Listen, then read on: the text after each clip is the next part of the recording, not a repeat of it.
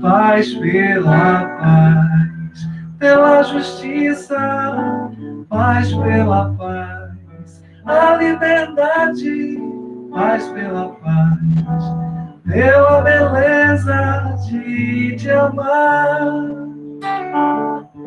A paz do mundo começa em mim.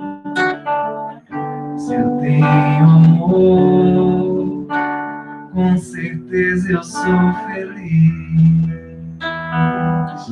Se eu faço bem ao meu irmão,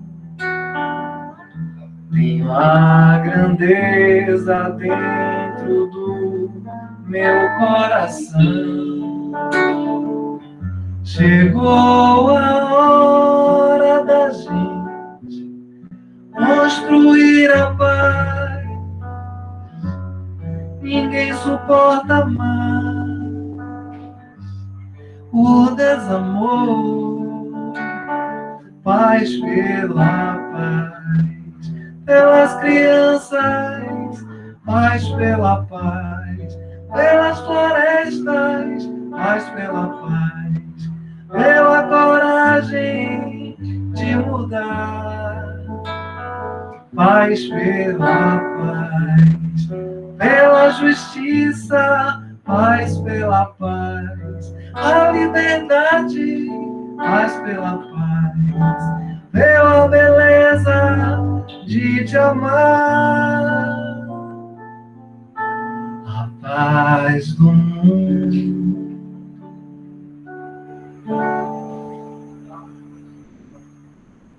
Boa noite, gente.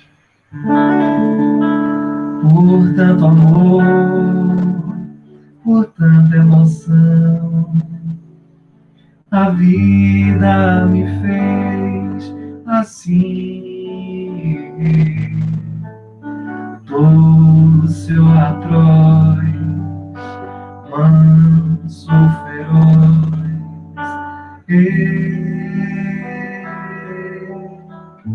caçador de mim.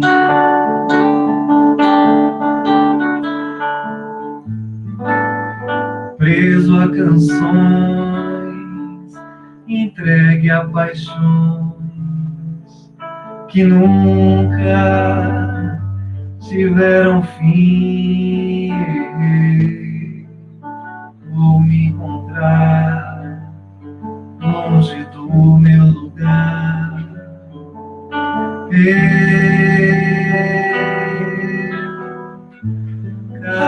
Caçador de mim.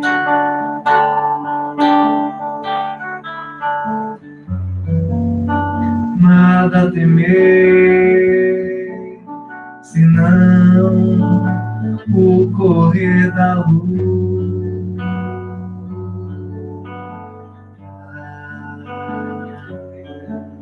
Nada a fazer, senão esquecer o medo.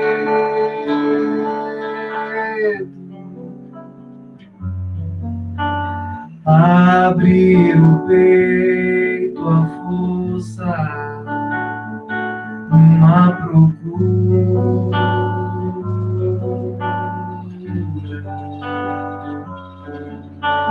Fugir às armadilhas na mata escura.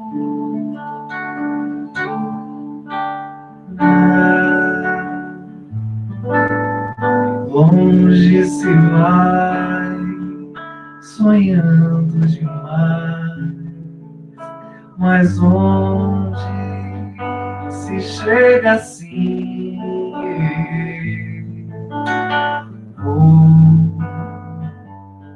O que me faz sentir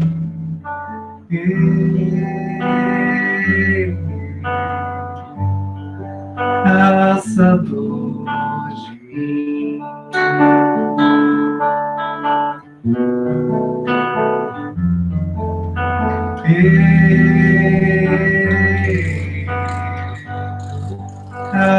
pensador de mim.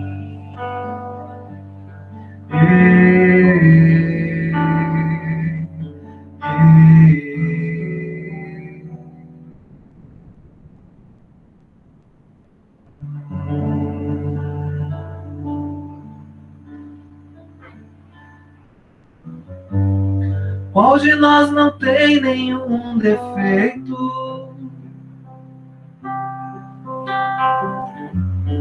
Qual de nós não tem uma virtude? Precisamos só achar um jeito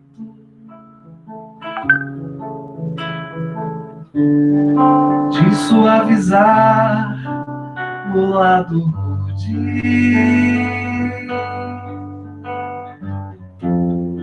Vamos ajudar-nos mutuamente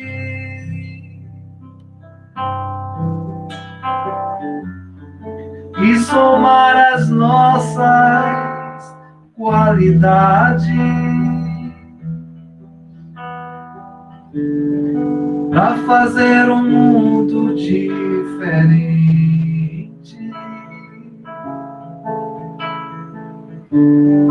e tirar a força da maldade.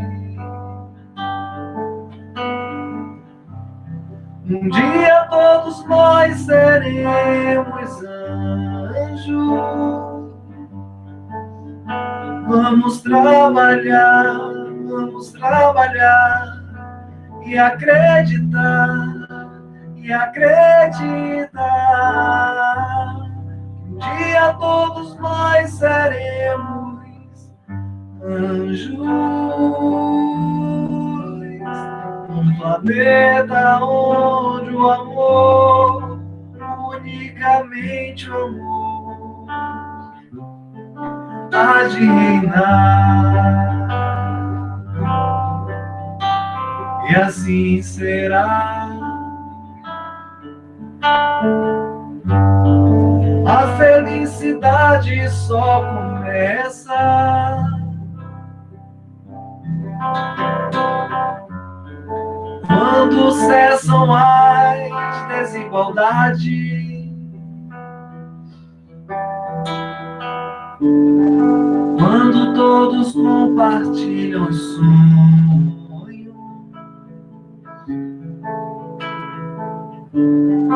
e não usam mal a liberdade. O mestre falou: sede perfeito,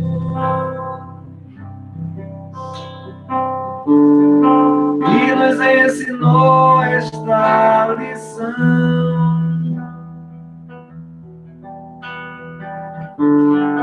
Que somente o amor será eterno, e nele está a nossa salvação. Um dia todos nós seremos anjos. Vamos trabalhar e acreditar, que um dia todos nós seremos anjos.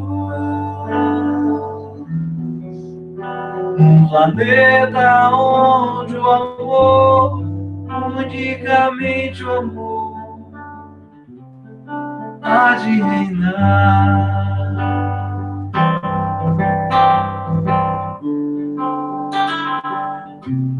Há de reinar.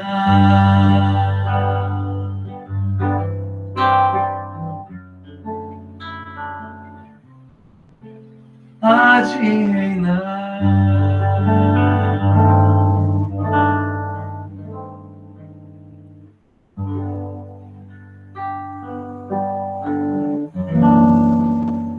Senhor, fazei-me instrumento de vossa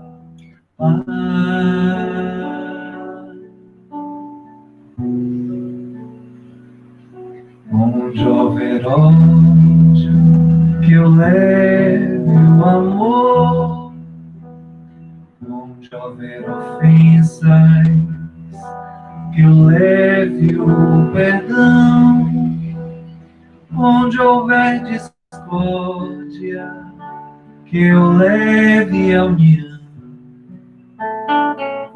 onde houver dúvidas, que eu leve a fé, onde houver erros, que eu leve a verdade, onde houver desespero, que eu leve a esperança, onde houver tristezas, que eu leve a alegria, onde houver trevas, que eu leve a luz. Ó Mestre, fazei que eu procure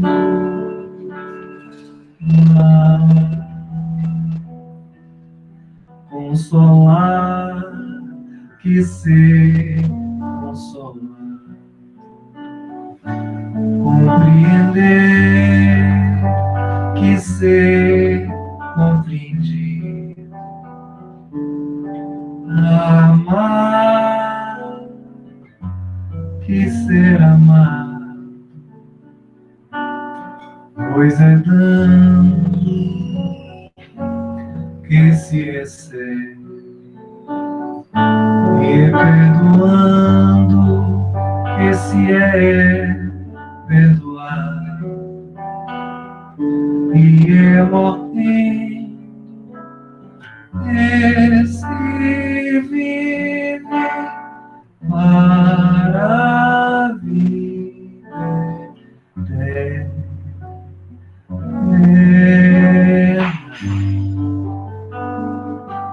Boa noite, Consolador, muita paz.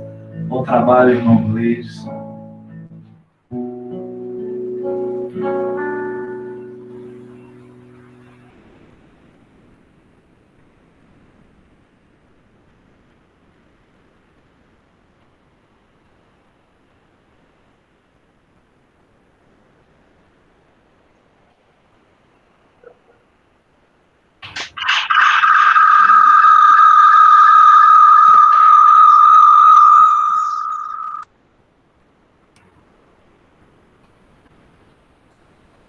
Cecílio.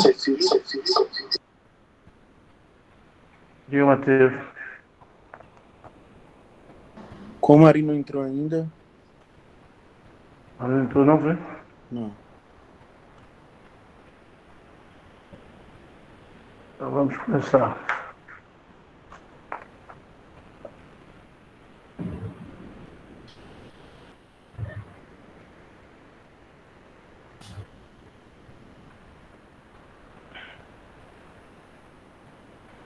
Uma boa noite, meus irmãos.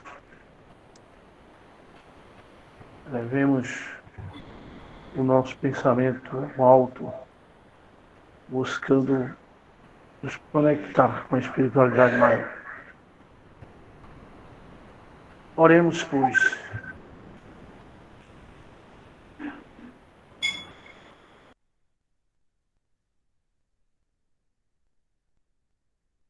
Pai nosso, que está no céu, santificado seja o vosso nome. Venha a nós o vosso reino. Seja feita a vossa vontade, aqui na terra como no céu. O pão nosso de cada dia, dai-nos hoje, Senhor. Perdoai as nossas dívidas, assim como nós devemos perdoar a todos aqueles que nos são devedores. E não nos deixe, Pai, cair em novas tentações. Livra-nos de todo o mal, que assim seja. Amado Mestre Jesus, aqui nos encontramos mais uma vez reunidos em Teu nome, para mais essa noitada de estudo do Seu Evangelho. Nós vos pedimos, Mestre amado, envia-nos os trabalhadores da Tua seara bendita, para que estejam conosco em mais essa oportunidade, para que inspire o nosso irmão que nos trará a mensagem na noite de hoje, e a nós outros, para que estejamos receptivos à mensagem que nos será trazida nesta noite, Mestre. Derrama, pois, Senhor, sobre nós a vossa paz. E é em Teu nome, Senhor, em nome desta falange de trabalhadores da Tua seara bendita, dos mentores espirituais da nossa casa de oração, o Consolador. Aqui damos início à nossa reunião da noite de hoje, com votos de muita paz para todos. Louvado seja nosso Senhor Jesus Cristo.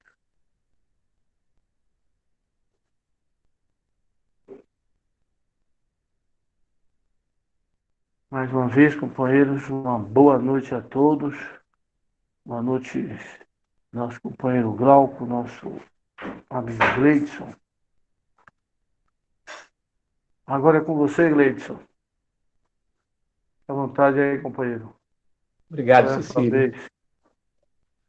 Senhoras, senhores, jovens, meninos e meninas, amigos, irmãos da nossa família, o Consolador, e aqueles outros que porventura estejam visitando a nossa casa na noite de hoje, nossos votos de paz, nossa gratidão pela oportunidade de estarmos aqui juntos nessa noite, a fim de que possamos beber do Evangelho de Jesus, sobretudo numa hora grave como essa, sobretudo nesse grande momento da grande transição, onde a nossa fé precisa ser potencializada, ampliada e, sobretudo, a coragem. Que possamos ter como exemplo Jesus, nosso modelo e guia, mas se ainda assim for difícil, porque para muitos, digo por mim, ainda o é, busquemos então aqueles companheiros, aquelas companheiras que estão ao nosso redor, estão entre nós, e que também, certamente, servem de modelo de coragem diante da situação ou das situações difíceis que todos passam, ou que todos passamos.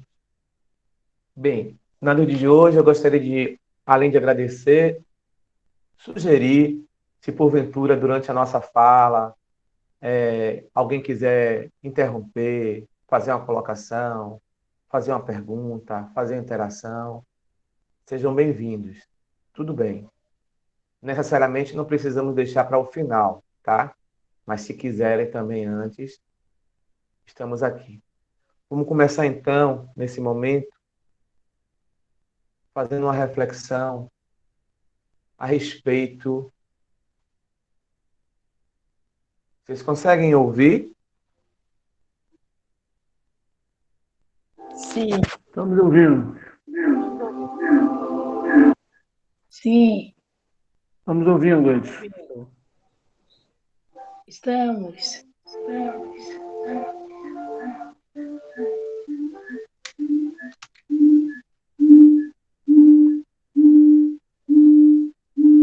Eu acho que agora deu eco. Você vai precisar desligar um dos microfones, o seu do celular. Estava aparecendo sua imagem. Deixa eu ver o que foi que eu fiz aqui.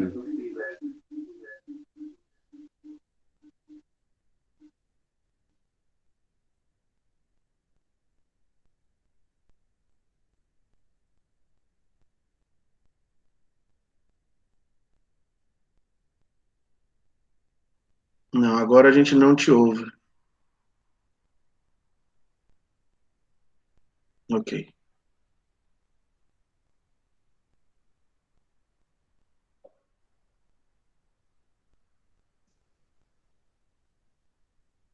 Bem, enquanto a tecnologia aqui.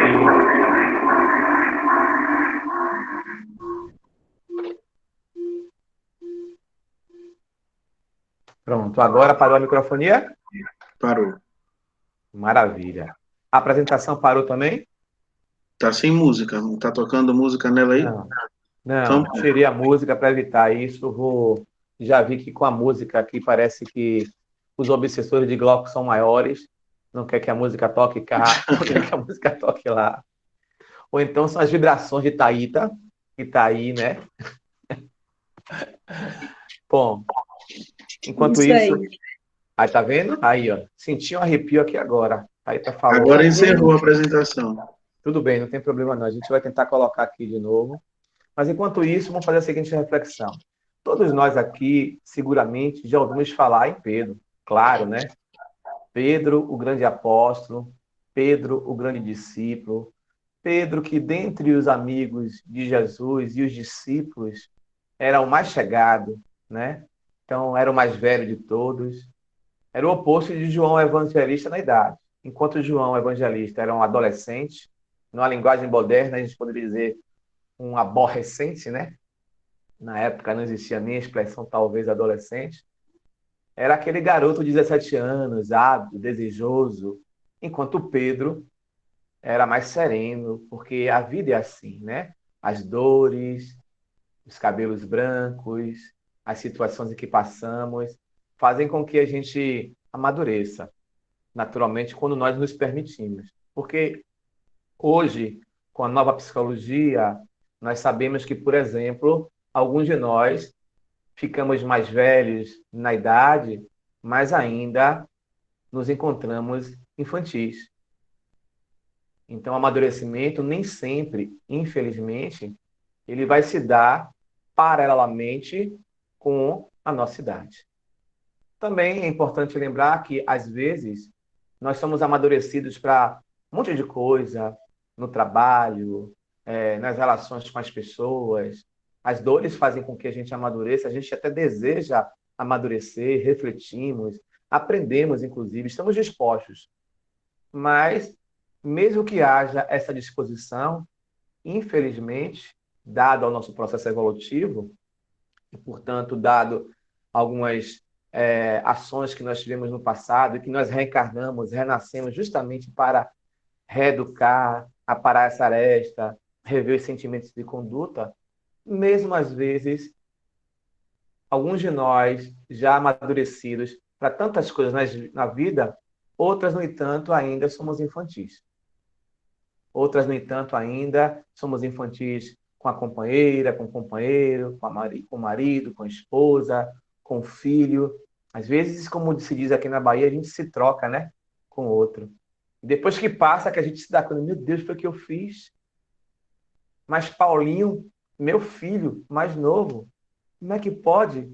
E eu me comportei assim, mas de imediato isso não se dá na hora. Isso às vezes se dá tempo depois. Quando se dá na hora, significa dizer que a gente está num processo já de avanço no autoconhecimento. Então retomamos, pedimos desculpa. A atitude de pedir desculpa, de pedir perdão, por exemplo, denota em nós um amadurecimento psicológico, um amadurecimento emocional. Não pelo sentimento de culpa que se forma de imediato, mas, sobretudo, pelo reconhecimento da sombra que nos acompanha. Isso pode significar algumas alternativas. Uma delas é: eu já me incomodo das pessoas dizerem, mas você não cresceu, você não amadureceu, olha como você se comporta. Então, quando isso incomoda, e eu sinto que incomoda, e eu quero mudar, é um passo. Na linguagem espírita, é um passo na evolução. Na linguagem psicológica, é um avanço em nosso amadurecimento. Às vezes também a gente pode, por exemplo, de imediato, ou segundos depois da situação, tomar uma atitude ou outra de reflexão, não pelos motivos aqui expostos, mas, por exemplo, porque é dor mesmo, é função da irmã dor, fazer com que a gente, sabe? Mas, às vezes, existe um outro elemento que ele ainda está em destaque em nós. Aquilo que nós aprendemos com a doutrina espírita, que é a grande chaga da humanidade, o nosso egoísmo. Em parceria com um grande primo irmão dele, que é o nosso orgulho. Outra coisa importante, já que tocamos no orgulho, é porque, infelizmente, e essa é a expressão mesmo, para nós espíritas, a palavra orgulho tem um sentido negativo, ruim. Poxa, Gleidson, você é muito orgulhoso. Cecília, Ave Maria, você é orgulhoso demais. Ah, não, Matheus, você é muito orgulhoso. E a gente usa orgulhoso, inclusive, desculpem a expressão baianês, como um palavrão. A gente quer esculhambar o tá, você é muito orgulhoso. Eu ouvi uma expressão das minhas tias, da minha mãe, quando eu era criança, assim, você parece que é gás com água. Eu não entendia muito bem isso quando eu era criança, não. Depois que eu fui entendendo, né? Gás com água quer dizer que não se mistura. Estava se chamando popularmente que o outro era orgulhoso. Mas o orgulho ele é importante. Ele tem sua função. E quem diz isso, por exemplo, não sou eu. São os espíritos elevados, como Joana, por exemplo. Uma função positiva, proativa do orgulho é, por exemplo, não permitir com que a gente cometa suicídio no momento de uma dor grande, de uma perda, de uma frustração profunda, de uma traição ou de ser traído ou ser o traidor, de um filho que foi a óbito primeiro, porque a gente espera que a gente vá a óbito primeiro que o filho, de uma relação, integração com as drogas ou com outros crimes quaisquer. É um companheiro, uma companheira que não soube lidar com a traição do esposo, da esposa ou do trabalho. E às vezes a gente fica tão profunda. Mas todos nós sofremos perdas. Em toda a nossa existência sofremos situações difíceis. Como lidar com isso é que o amadurecimento psicológico vai nos nutrir, vai nos fomentar a sair do fundo do poço. Nesse instante, o orgulho tem uma função fundamental. Porque ele, assim como a vaidade também, que é um outro palavrão que se inventou no vocabulário espírita, não por Allan Kardec, mas entre nós, que a gente quer ofender o outro. Ah, você é muito vaidoso, fulano. Mas quem de nós não é vaidoso? Todos nós somos vaidosos. Mas alguns de nós, aí agora é o tempo outro, estamos vaidosos em alto grau, médio grau e um grau normal. A vaidade também ela é necessária. A vaidade também, por exemplo, pode nos livrar de um desequilíbrio do suicídio. Então, são duas questões que a gente precisa sempre estar ponderando numa perspectiva psicológica. Então, nessa relação, falar sobre tudo isso, dessas questões, como falar de culpa, tem a ver também muito com o nosso tema. Então, nosso tema, bem-aventurados os brandos e pacíficos. Para a maioria de nós, cristãos, sejamos nós outros que estamos chegando agora na doutrina espírita, que viemos das correntes evangélicas, ou que viemos da corrente católica, ou mesmo alguns de nós que somos espíritas ou estamos espíritas de algum tempo, a gente vai lembrar, por exemplo, de Bem-aventurados os brandos e pacíficos, claro, do grande Sermão do Monte, onde tem lá as bem-aventuranças todas elas. Ou a gente pode ir para aqueles que têm o hábito saudável de fazer o evangelho no lar. Nós sabemos que Allan Kardec vai colocar um dos capítulos do evangelho esse. Então a gente foca, por exemplo, nessa perspectiva que é muito boa, entender essa ideia. Mas quando a gente começa, por exemplo, a estudar um pouco mais, ouvir no seminário, na palestra, no grupo de estudo, um outro companheiro, uma outra visão diferente da nossa, a gente vai amadurecendo emocionalmente, intelectualmente. A gente vai aprendendo a ser humilde. E a gente vai entendendo quando a gente começa a ler algumas obras, como, por exemplo, A Boa Nova, de Humberto de Campos, ou a chamada série Amélia Rodrigues, Dias Venturosos, Quando Voltar a Primavera, Há Flores no Caminho, que são obras que tratam, eu costumo dizer e repito sempre, não me incomodo em repetir, alguém ele já falou isso, porque os espíritos, por exemplo, elevados, como Emmanuel, como Joana, se a gente observar, sempre eles buscam uma brechazinha em suas obras, de uma forma ou de outra, de chamar a atenção dos princípios básicos. Sempre eles chamam uma brechazinha para falar do Evangelho, para falar de Jesus. Que, aliás, todos nós estamos há 2000 anos ouvindo isso. Só o chamado, só o chamado. Mas ainda não nos permitimos. A maioria de nós, mesmo quando nos tornamos trabalhadores, por exemplo, na mediúnica, passista, diretor, presidente, estudante, coordenador, seja lá o que for, nós entramos na doutrina espírita, mas ainda não permitimos que a doutrina espírita penetrasse em nós, na profundidade da ação. Em nossa casa, outra, porque temos alguns lares e que bom, certa vez ouvimos um espírito dizer assim para a plateia, que era uma plateia de trabalhadores: vocês não conhecem o Evangelho. De imediato, aquilo, falo por mim, tocou um pouco no sentido da minha vaidade. Eu disse, mas como? O que ele quis dizer com isso? Mas depois não é equilíbrio, porque você está buscando, né? Aí a pergunta, o que ele quis dizer com isso? Mas ainda mesmo assim, nesse o que ele quis dizer com isso, a gente começa a avaliar o médio também. Isso é um problema quando a gente tem conhecimento. Será que o médio teve alguma coisa com alguém? Será que ele quer dizer alguma coisa? A gente aí fica mil pensamentos. Nosso cérebro ou a nossa mente espiritual fica como uma árvore cheia de mico, cheio de macaquinho, dando saltos, pulando. E eu fiquei pensando, digo, nossa, será que nesse caso ele quer dizer o quê? O médio quer dizer o quê? E depois a gente vai amadurecendo, vai ouvindo, e a gente entendeu. Quando vocês não conhecem o Evangelho? Ah, sim, ele quis dizer. Conhecer, por exemplo, cognitivamente, intelectualmente. Conhecemos. Alguns de nós somos capazes de citar passagens belíssimas. Alguns de nós aprendemos, inclusive, a citar com maestria de um contador de história, de tocar corações profundamente, de se emocionar e emocionar o outro. Mas, na hora da vivência evangélica, ainda, boa parte de nós temos limites, dificuldades. Aí que eu entendi o que o Espírito quis dizer. Ele quis dizer que a gente não conhecia o Evangelho porque a gente ainda... Porque se a gente conhece, Jesus disse, conheceis a verdade e ela vos libertará. Aliás, é uma frase que ficou banalizada agora, inclusive no meio político.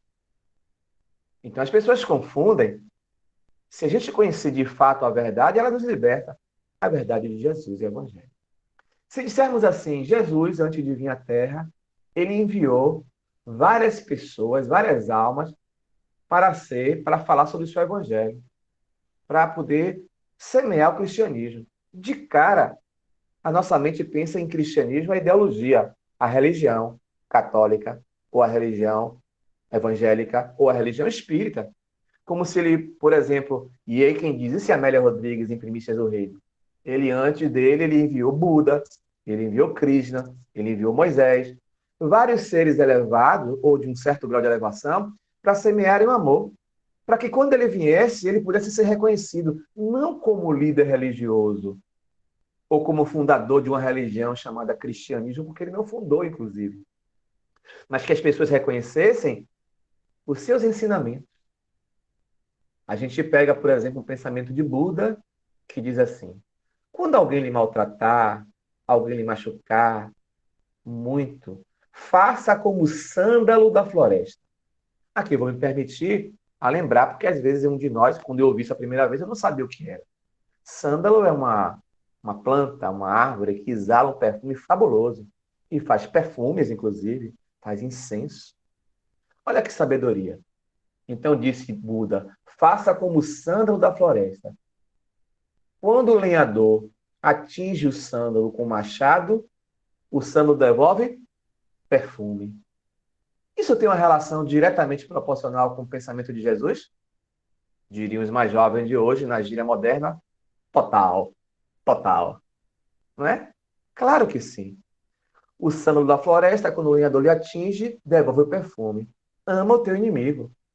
Mas é lendo, por exemplo, a série Amélia Rodrigues, que a gente vai ver em vários capítulos de livros variados dela, que ela diz assim, não é suficiente, ou como se fala na Bahia, não basta perdoar o inimigo. É preciso fazer o bem para o inimigo. Rapaz, Jesus pegou pesado. Porque é difícil. Imagine alguém que ele traiu, alguém que matou sua filha, que matou seu filho, alguém que ele demitiu no momento que você virou pai com um filho de 2 meses de idade.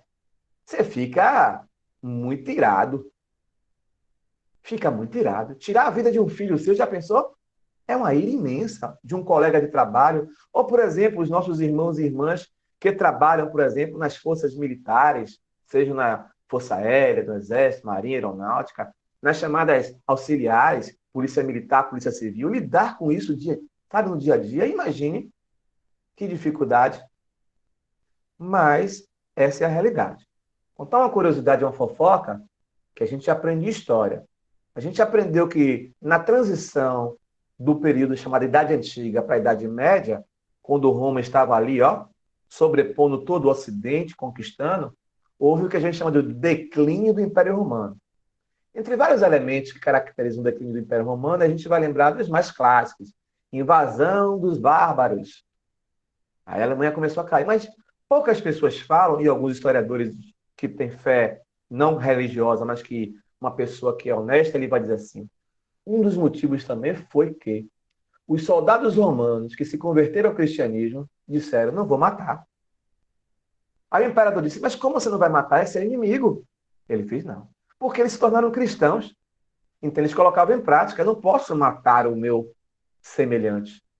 Esse foi outro motivo. Mesmo o imperador chegando assim, olha, para cada inimigo não morto, 10 soldados nossos irão ser mortos. Eles enfrentaram, assim como enfrentaram os primeiros cristãos que foram lançados ao fogo, aos animais, no chamado circo romano. Que fé diferente da nossa. Que fé.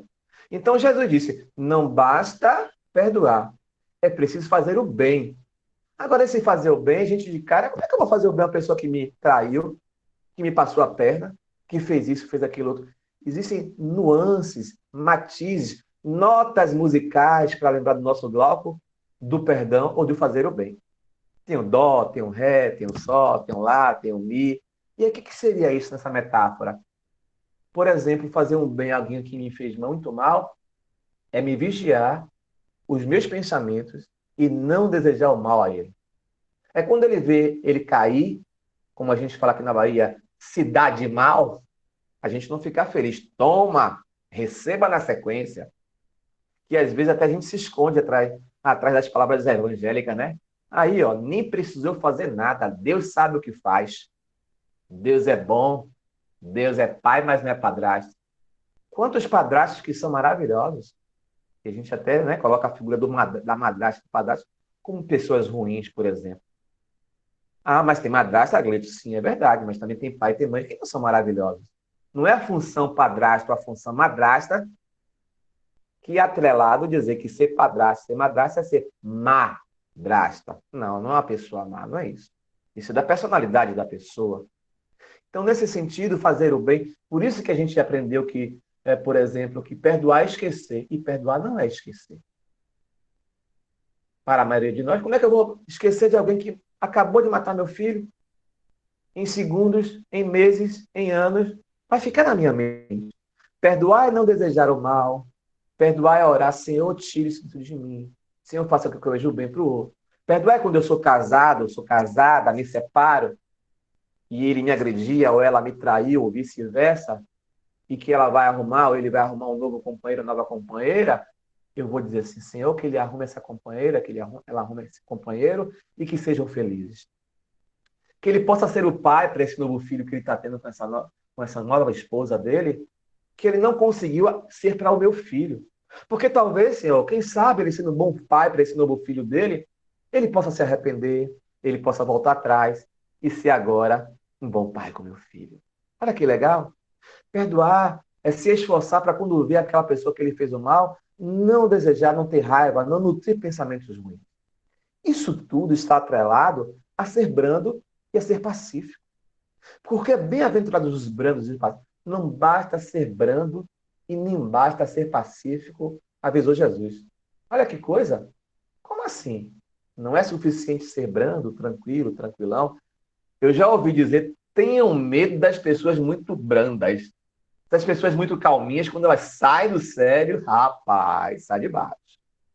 Fala muito mansinho, fala muito baixinho, muito amoroso.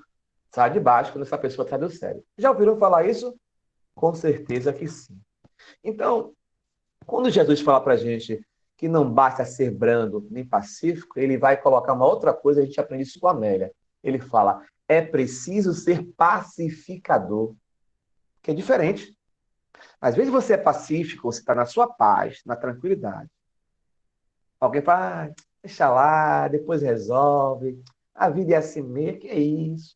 Às vezes até a gente pega um hino pra gente, né? O hino Zeca Pagodinho, conhece? Deixa a vida me levar, vida leva eu. E a gente aí acha que isso é ser pacífico. Quando Jesus nos convida a ser pacificadores, é diferente. É toda vez que a gente vê uma situação delicada, a gente colocar panos quentes, não no sentido de esconder o erro do outro. Não, houve o erro. Mas o que é que a gente pode fazer com isso? As pessoas que procuravam, porque a gente sabe que Jesus é o príncipe da paz, claro, mas Gandhi, a gente pode dizer, é um outro súdito da paz, era o grande pacificador do nosso tempo. As pessoas buscavam Gandhi, por exemplo, para poder seguirem ele, e observe que Gandhi ele nasce com a grande missão, libertar o povo indiano das garras da Inglaterra, que era um país cristão. Era não, é um país cristão, que é curioso, né? Portugal, Espanha, Inglaterra, cristãos. Mas como eles invadiram, colonizaram, exploraram, até hoje tem colônias desses países, da França. Até hoje até outro dia a gente assistia nos telejornais o IRA, que queria se libertar, por exemplo, da Grã-Bretanha. Eram cristãos, até hoje entre eles. A gente está vendo agora, por exemplo, no Líbano, que para quem acompanha história, ou, por exemplo, essas questões, não é novidade, mas quem observou esses dias, disse lá o jornal, existem tantos senadores têm que ser curdos, têm que ser cristãos, quem vai ser o primeiro-ministro tem que ser política atrelada à religião. O poder. E na época de Jesus isso não era diferente. Então, quando as pessoas buscavam Gandhi, ele dizia assim, você tem que ser pacífico, tem que ser pacificador. Mas eu sou tranquilo, não. Até na mente. Até na mente. Então esse era um voto que ele aprendeu com a sua mãe. E claro que ele trouxe isso do mundo espiritual. Uma curiosidade, uma fofoca fraterna. Quando se iniciou o movimento Você e a Paz, que já está aí, já passou do 20º, se eu não me engano, começa aqui na Bahia, mas a primeira vez que Divaldo vai ter contato com isso internacionalmente é na ONU, quando ele é convidado para representar o Espiritismo. Ele vai e várias religiões foram. Na época existia um secretário-geral da ONU chamado Kofi Annan, um africano fantástico, inteligentíssimo, e foi um grande secretário-geral da ONU. É o mesmo secretário que, quando o Gil era ministro, ele vai para a ONU a convite de Gil, ou Gil vai para a ONU a convite de abrir uma sessão daquela do anual da ONU, e Gil abre com toda menina baiana tem um jeito. Kofi Annan é essa figura maravilhosa. E aí ele faz esse encontro de religiões. Quando ele vai fazer a abertura, Divaldo que está lá, ele percebe que ao lado de Divaldo se encontra a figura desencarnada de nada mais, nada menos do que Mahatma Gandhi. Aí ele pergunta para Joana, Dona Joana, o que é que Gandhi está fazendo ali? Estou entendendo. Divaldo também é curioso. E aí Joana assim, meu filho, ele é o patrono do evento. Foi ele que inspirou a Kofi Annan a fazer. Ah, interessante. Aí ela diz para ele, fique o senhor sabendo que Gandhi é um dos co-criadores da Terra. Imaginem, Gandhi fez parte do momento que a Terra saiu do núcleo central do Sol, mas não era, pelo menos quando Gandhi, um espírito puro. Aí eu posso dizer que ele não era puro por quê? Porque quem conhece um pouco da biografia de Gandhi, ele também cometeu alguns equívocos, alguns arranhões no meio do caminho. Espírito superior também é capaz de errar. A gente pega Emmanuel, a Caminho da Luz, e vai ver, por exemplo, Maomé era um espírito missionário, mas errou em alguns momentos. Então, ainda está sobre as nuances da influência da matéria, como diz Allan Kardec em Livro dos Espíritos, na parte em que fala da escala espírita. Que coisa curiosa. No entanto, Gandhi foi enviado do Cristo. Gandhi, naquele momento, está ali, é o grande que inspirou o Kofi Annan. E aí, naquele momento, Divaldo tem essa revelação, digamos assim, por Dona Joana. E, curiosamente, a gente tem outras figuras, como Martin Luther King, grandes missionários, mas eles erraram em algum momento. Observe, como ser humano, no entanto, eram espíritos já esclarecidos, mas sofriam influência da matéria. Portanto, temos que ser brando, pacífico e pacificador. Ser pacificador também é não julgar. A gente precisa aprender a não julgar, a não condenar. A gente precisa colocar em ordem a empatia, que é diferente de simpatia. Thaíta, eu lhe vi outro dia na rua. Ah, foi mesmo? Ah, você estava linda, Thaíta. Você estava com a tiara cor-de-rosa, com as bolinhas brancas, com óculos escuros, maravilhosa. Ah, Thaíta, você estava linda. Aí depois eu encontro com o Nini, que a gente tem uma amizade mais íntima. A Thaíta ficar morrendo de ciúme. Digo, Nini, o que foi aquilo que o Thaíta tem, menina? O que foi, Gleice? Ela estava com a tiara, com as bolinhas horrorosas na cabeça, um óculos que parecia mais uma abelha. Será que não tinha ninguém para dizer alguma coisa para ela ser? Gleidson, que é a Vaninha evoluída, né? Que é isso? Quero morrer seu amigo. Na frente da criatura você disse que ela estava linda, maravilhosa. Ah, mas é porque eu aprendi com minha mãe, né? Eu tenho que ser educado, tenho que ser simpático. A gente não pode dizer a verdade na cara do outro, né? Ave Maria, viu, Gleidson? Crê em Deus Padre. Nesse momento eu pinto o católico na hora, né? A gente é assim. Ser simpático, a gente é simpático pela educação. Você gostou? Gostei. Ah, cabelo ficou lindo, maravilhoso. Aí quando sai, você viu o Nini, aquele cabelo de Gleito, só para aí, ele passou, raspou a cabeça, tá parecendo um penitenciário. Isso é quem? Tá aí, tá falando com o Nini, claro, né? Então, a simpatia tem a ver com a educação, mas a empatia é uma habilidade que apenas o animal homem possui.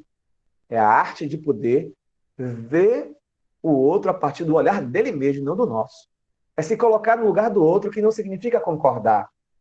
Por exemplo, pegar uma pessoa, como a gente fala, um elemento que cometeu um crime. Assassinato, todo mundo vai concordar que assassinato é um crime. É hediondo. Mas eu preciso compreender, empatia. O que fez esse sujeito matar aquela pessoa? Qual foi a situação, o contexto emocional? Ele tem problemas psicológicos, psiquiátricos? Ele não soube lidar com a situação? É a fome do filho? Foi uma traição da esposa? O que foi? Claro que explica, mas não justifica. Mas isso é empatia. É se colocar no lugar do outro. É tentar compreender a partir... Eu também sei. Quando a gente vai doutrinar um espírito, o espírito chega, eu não acredito em Jesus, isso... Às vezes a gente quer... Não, Jesus é o Salvador. A gente quer impor ao outro. Meu irmão, o que te leva a pensar isso sobre Jesus? O que te leva a ser assim? Ah, não, eu fiz isso por... Olha, meu irmão, talvez se eu estivesse no seu lugar, eu também talvez fizesse a mesma coisa, ou a pior. Mas hoje eu compreendo que é diferente. Todos nós erramos, meu irmão. Isso é empatia. Isso é ser brando, pacífico e pacificador. Entende? No Evangelho existe uma relação, nesse capítulo linda que a gente poderia colocar, mas isso a grande maioria de nós já conhecemos aqui. Quando, no entanto, por exemplo, a gente vai para essa obra, que é Quando Voltar à Primavera, deixa eu ver se eu consigo agora colocar ela para a gente aqui, para vocês acompanharem. A gente vai ver, tem um capítulo justamente que chama Brandos e Pacíficos.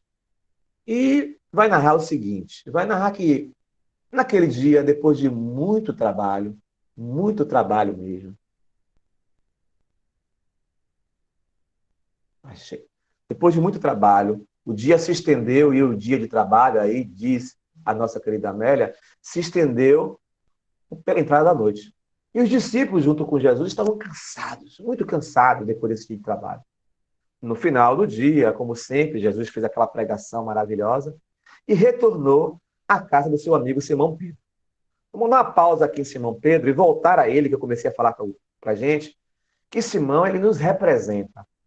Mas ele nos representa no sentido de humanidade, no sentido de imperfeição e no sentido de quem está caminhando à perfeição. Simão é aquele sujeito que vai fazer aquela pergunta, que era uma pergunta política porque era da lei. Entre os judeus, à época de Jesus, por exemplo, só se poderia perdoar a pessoa 7 vezes. Depois disso, se a pessoa errasse, não tinha desculpa, porque fazia parte da lei antiga dos judeus. É por isso que vai fazer com que Simão questione e pergunte: Senhor, quantas vezes devo perdoar ao meu irmão? Seria até 7 vezes, Senhor? Aí Jesus vai dizer a célebre frase, né? Não apenas 7 vezes, mas 70 vezes 7.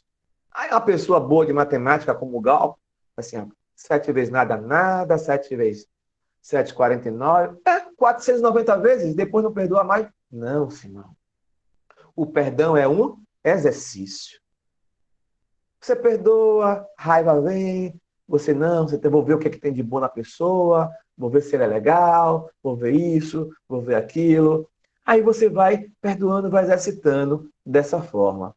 Então, o perdão é um exercício.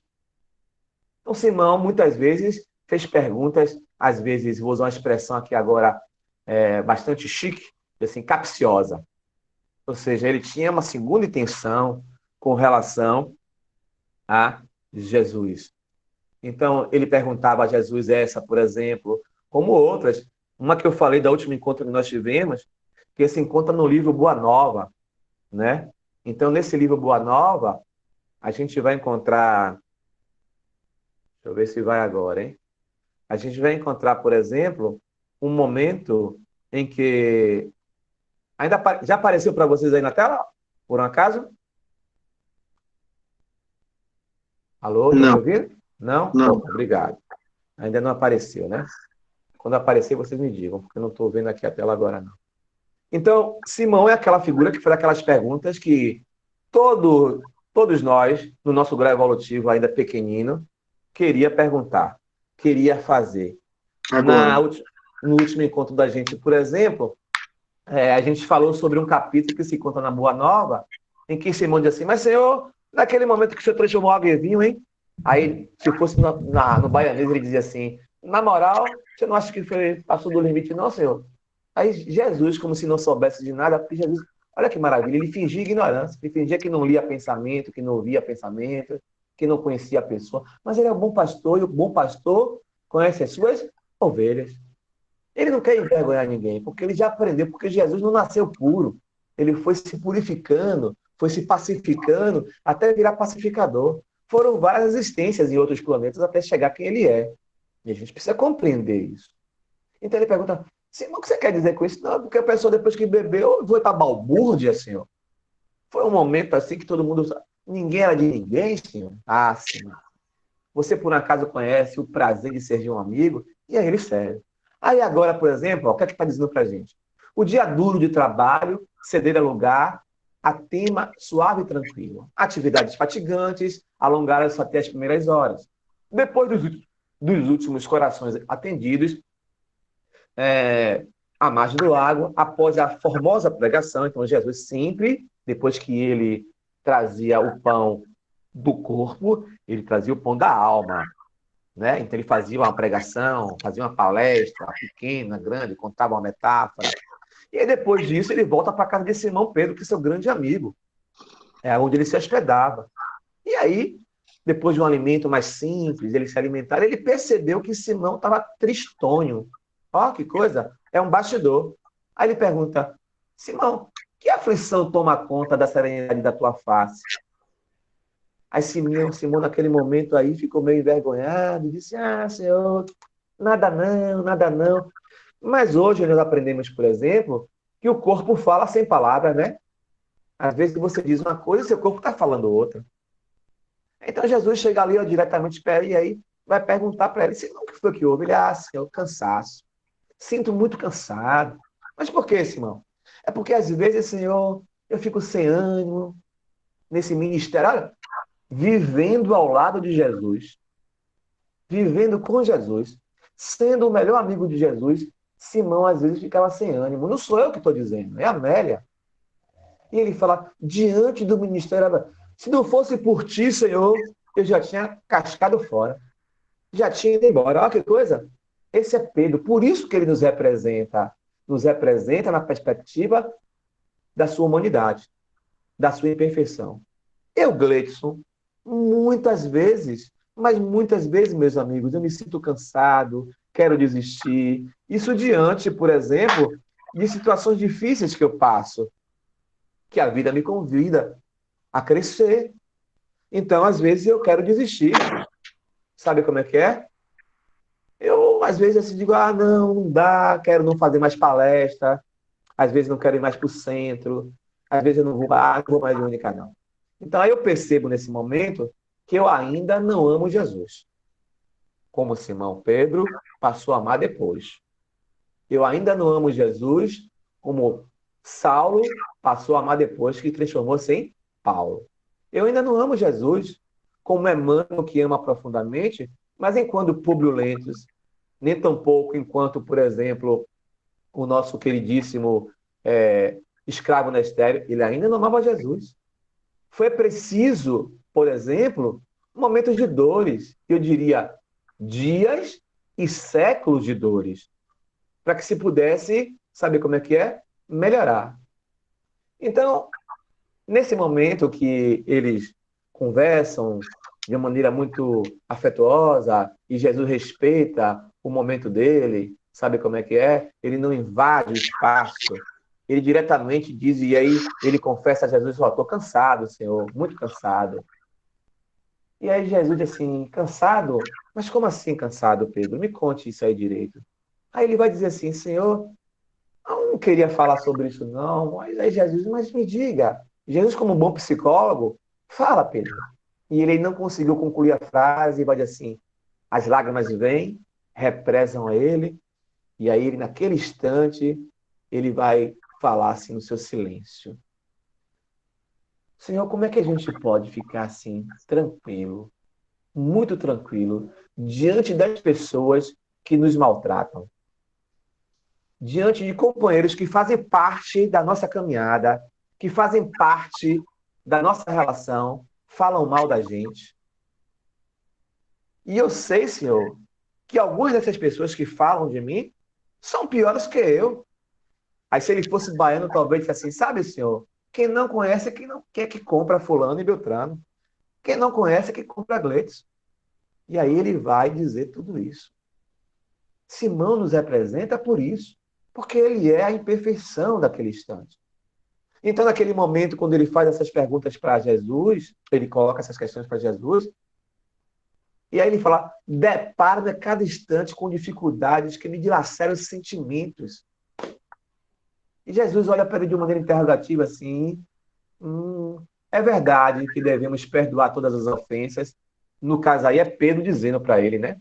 É verdade que devemos perdoar todas as ofensas. No entanto, como é que a gente vai suportar a agressividade daquele que nos fere, quando nos promete ajudar? O que eu falei no início, ser pacífico, ser brando, ser pacífico, ser pacificador, é perdoar. É perdoar. E a pergunta de Pedro, assim, né? Ele vai assim, a gente, primeiro ele faz uma afirmativa, ele diz, olha, é verdade que devemos perdoar todas as ofensas. Ele já aprendeu, ó, uma verdade de Jesus. Mas como é que a gente vai suportar, ele diz, né, a agressividade que nos fere quando nos prometem ajudar? São as pessoas, os companheiros. A gente podia dizer assim, a esposa, o esposo, o filho, a filha, a sogra, a nora, o genro, o colega da casa espírita. Aí Jesus responde para ele, sabe como? Guardando a paz no coração. Mas aí Pedro, que nos representa, ele vai revidar, né? Senhor, se ele fosse bem baiano, e assim, na moral, que para nós, só eu e o senhor aqui sozinho, como é que a gente vai poder conservar essa paz, hein? Estando sitiado, cercado pela hipocrisia de uns, pela suspeita pertinaz, cruel de outros, sob o olhar severo das pessoas que sabemos em pior situação do que a nossa. Aquilo que eu falava há pouco. Então Pedro vai na ferida, né? Como é que a gente vai guardar a paz, Senhor? Se Gleidson, ele, a gente espera que ele seja uma pessoa legal e eu sei que ele é hipócrita. Como é que a gente vai guardar a paz se eu sei que ele é uma pessoa que eu penso, mas eu sei que ele suspeita, ele não confia, ele não acredita em mim? Como é que eu vou guardar a paz se eu sei que ele é pior do que eu? Quem compra ele é porque não conhece ele, Senhor. Então, Jesus, mantendo a brandura de um espírito puro que alcançou, porque ele era brando, era pacífico, e aí vem, ele é pacificador. Por que ele é pacificador? Ele vai dizer, Primeiro Pedro diz assim, olha, eu concordo que a mansuetude, porque Jesus disse, é sendo manso. Aí Pedro vai dizer, concordo que a mansuetude é medicamento eficaz. Não obstante, não seria de esperarmos que os companheiros afeiçoados à nova luz, esse pessoal que trabalha aqui no Consolador, Cecílio, Thaíta, Vani, todo mundo, Mateus, já conhece a luz? Já conhece a... Será que eles não poderiam se exercitar, se esforçar um pouco mais, Senhor?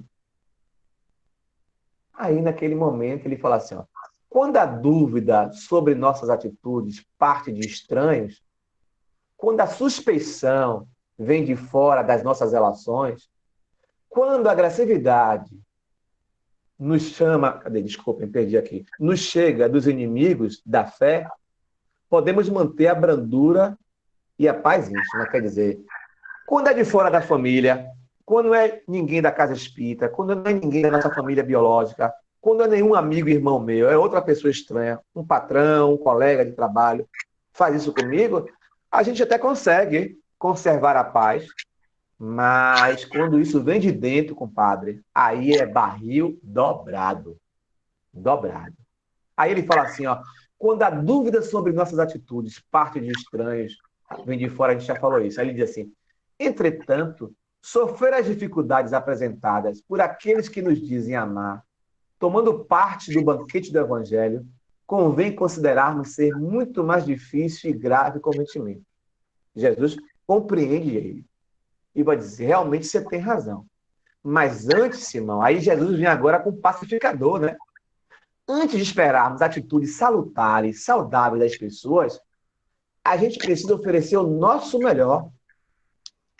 Porque se as pessoas, mesmo sendo da casa espírita, que trabalha na minha mediúnica, que trabalha com passe comigo, sendo da minha família, o meu pai, a minha mãe, o meu filho, se eles não conseguem emitir a luz e beberam da mesma fonte que eu, mas eu já conheço o Evangelho, porque eu sei o que é a prática, não importa as atitudes dele.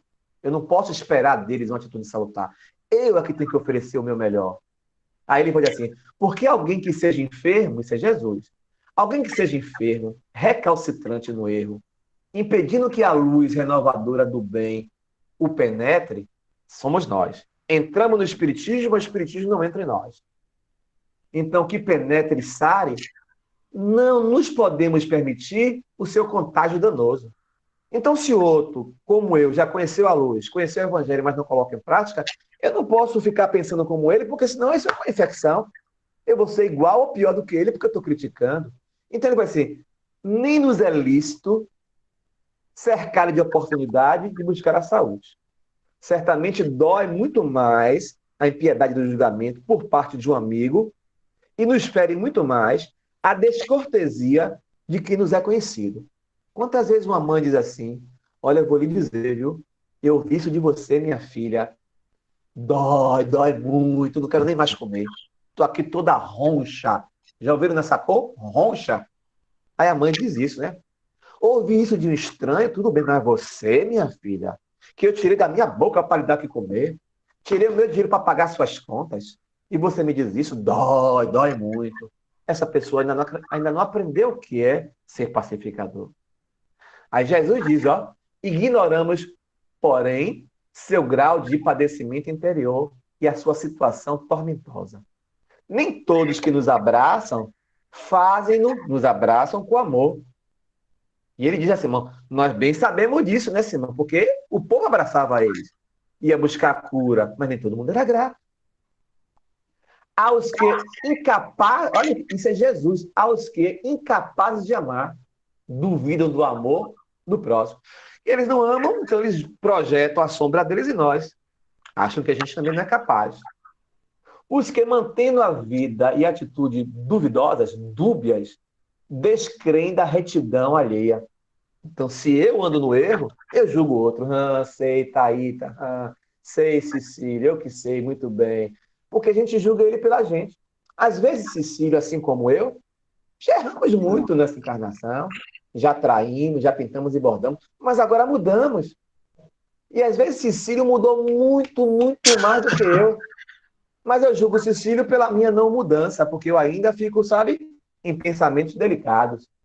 Então, os que tropeçamos e tombamos, Aí ele vai dizer assim, ó, descuram de melhorar a estrada para quem vem atrás. Necessário é compreendê-los e amá-los, sem exigir que sejam melhores ou piores. Entende, meus irmãos? Então, bem-aventurados os mansos e pacíficos. Mas não basta ser manso nem pacífico. É preciso ser manso e pacificador. Isso é fundamental para a gente. Isso é importantíssimo para a gente. Nós precisamos começar a compreender isso. Eu não posso esperar do outro que o outro dê o que ele não tem. Eu não posso cobrar do outro que o outro não dê o que ele ainda não aprendeu. E isso vale para nós, trabalhadores na casa espírita. Veja que Jesus reconheceu o sentimento pequeno de Pedro. Pedro, realmente é difícil. Ser machucado por Cecílio, que eu amo, ser maltratado e incompreendido por Glauco, que eu amo, ser julgado por Taíta, que eu amo, é difícil. Quando vem de fora, é mais fácil a gente aceitar e compreender. Porque a educação, lembra da simpatia? Mas o grande desafio é a empatia. Aí Jesus, se coloca no lugar de Cecílio, se coloca no lugar de Glauco, se coloca no lugar de Taíta. Você conhece a vida de Cecílio profundamente? Por mais que sejam amigos, ele pode ter questões dele que ele está passando no trabalho. Glauco pode estar passando uma questão também com a esposa. Taíta pode estar passando uma questão com a grande amiga e irmã dela. Então, cada um sabe a dor e a delícia de ser o que é. Por isso que Jesus te não cobre. Mas, Senhor, eles não poderiam também se esforçar um pouco mais? Essa é a verdade que nem a gente. Pedro. Mas você conheceu e já coloca em prática. Solução não é só manso e pacífico. É tolerância, é compreensão, é empatia. E, sobretudo, olhar o outro assim, que você também já foi capaz de fazer isso. Que você também já foi e ainda é capaz, e muitas vezes só não faz por falta de oportunidade. E a oportunidade é a situação. A gente fala que é a oportunidade que cria o ladrão. Então, por isso que a gente está no plano de provas e expiações, e é para finalizar nessa característica, a todo instante parece que a história se repete. A cena se repete. Por quê? Porque a gente, para mudar de série, para mudar de grau, a gente precisa passar pelas mesmas provas para saber se realmente a gente mudou. Meus amigos, meus irmãos, que a paz de Jesus permaneça conosco. Mas muito mais do que a paz, que os ensinamentos deles possa tocar profundamente os nossos corações. Que nosso olhar em relação ao nosso irmão, à nossa irmã, seja lá de onde for, da casa espírita, da família, seja esse olhar de empatia. Seja um olhar de que somos todos nós capazes ainda de cometer crimes. Quando o Chico pergunta para Emmanuel, como saber quem são criminosos? Emmanuel diz, todos nós somos criminosos. Todos nós já cometemos crime algum dia. Menores, maiores, hediondos. E ainda hoje, às vezes, poderemos ser capazes de cometer. Porque ainda não somos espíritos puros. O único espírito que não errou quando veio à Terra, o único, foi Jesus. Porque ele já era puro. Ser superior ainda sob a influência da matéria. As paixões, os desejos e tudo mais. Beijo no coração. Muito obrigado pela oportunidade. Cecílio.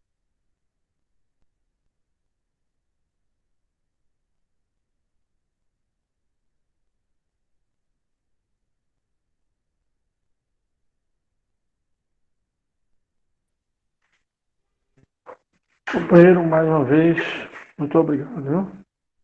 Muitíssimo agradecido a você essas belas colocações.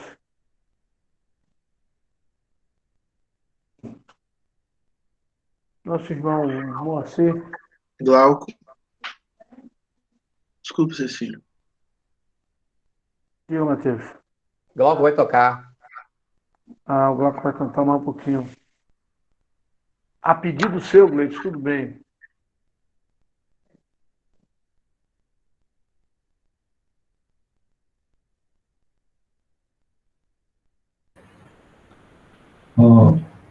Vamos fazer uma canção que fala da dor como objeto de crescimento, que nos torna brandos e pacíficos. A dor é uma bênção que Deus envia aos seus eleitos. Não vos aflijais, tanto quanto sofredes, mas pelo contrário bendizei a Deus Todo-Poderoso, que vos marcou com a dor nesse mundo para a glória no céu. Sede pacientes, pois a paciência é também caridade, e deveis praticar a lei de caridade, ensinada pelo Cristo, a caridade que consiste em dar esmolas aos pobres é a mais fácil, mas existe uma outra mais penosa, consequentemente mais meritória, que é de perdoar os que Deus colocou em nosso caminho para serem instrumentos dos nossos sofrimentos e submeterem à prova a nossa paciência todo dia, toda hora. A vida é difícil, bem eu sei, constituindo-se mil bagatelas que são como alfinetadas e acabam por nos ferir. Mas é necessário olhar para os deveres que nos são impostos e para as conversões e compensações que obtemos. Então veremos que as dores são numerosas do que as dores, e o fardo parece mais leve quando olhamos para o alto que para a terra. Coragem, amigos, Cristo é o nosso modelo.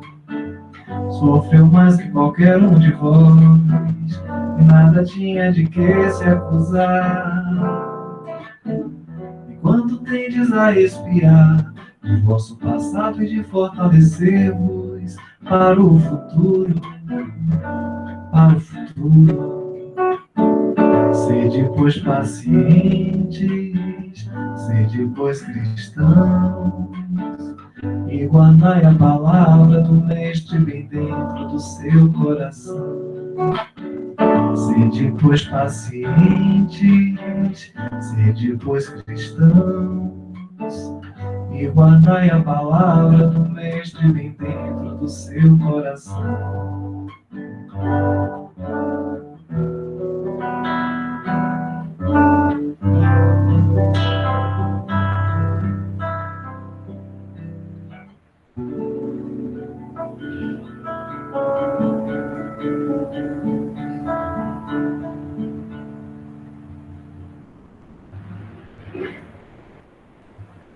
Tem mais uma? Vou encerrar aqui. Pode fazer mais um. Então vamos fazer uma canção de um homem que é um exemplo de paz, um homem que foi pacífico, quanto encarnado e pacificador.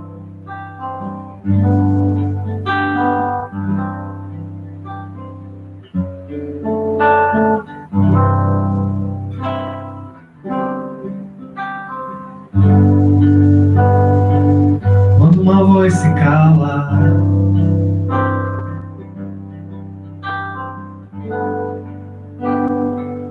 quando uma chama apaga,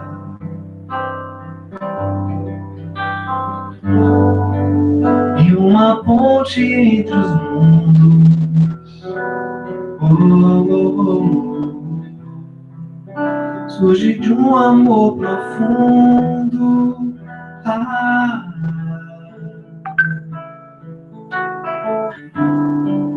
Recita versos imortais.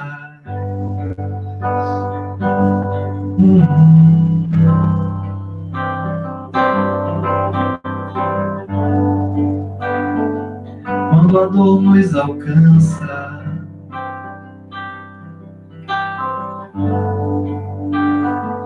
com adeus de uma criança,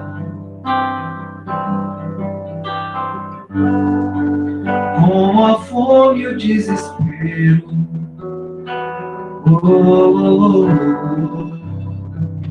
O singelo mensageiro.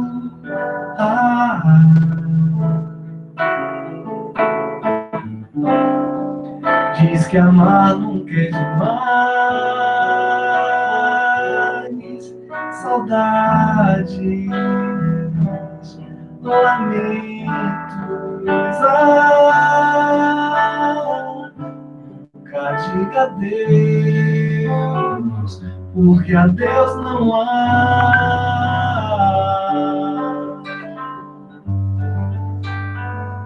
Quando anoitece o dia,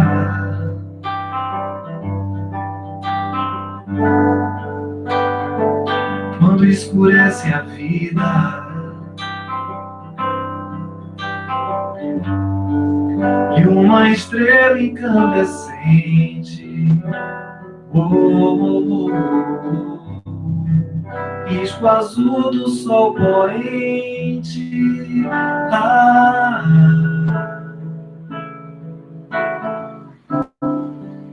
é a esperança que reluz.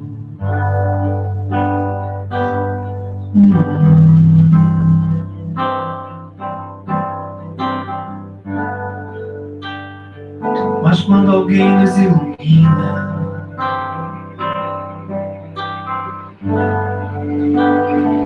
e seu tempo aqui termina, num inverso movimento, subirá ao firmamento,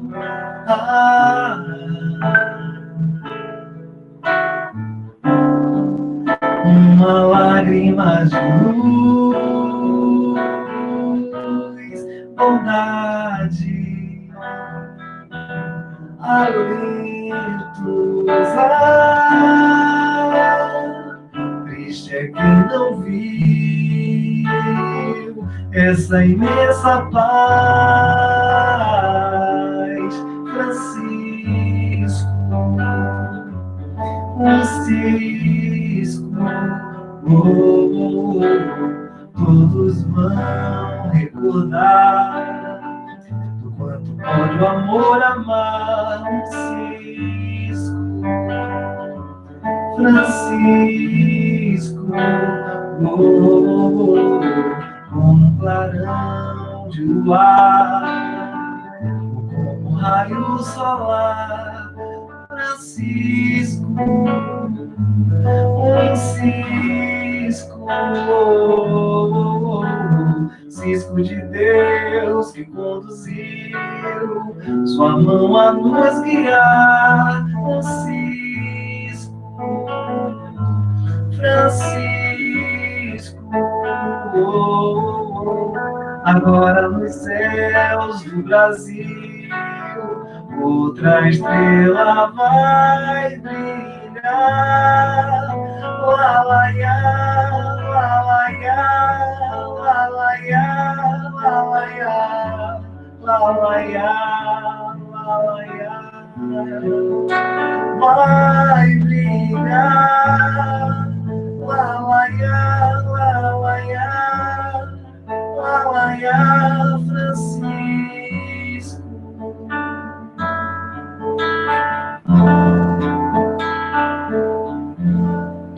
Um cisco.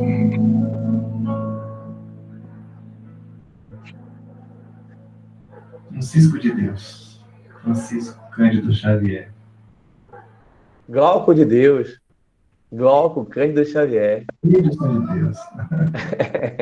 Você até que está cantando direitinho, viu, Glauco? Aprendendo.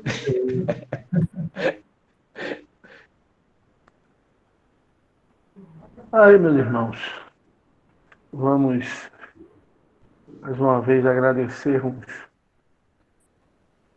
a espiritualidade maior que permitiu incluir o nosso irmão Gleidson, e ele conseguiu nos passar na íntegra a mensagem que lhe foi proposta. Agradecermos ao nosso companheiro Glauco mais uma vez, abrilhantando a nossa noite com suas canções, né? Agradecermos a presença de todos vocês que junto conosco bebeu esta água que nos foi fornecida na noite de hoje, os ensinamentos dessa doutrina esclarecedora. E vamos pedir ao nosso irmão Moacir a fazer a prece de encerramento da nossa reunião. Vamos encerrar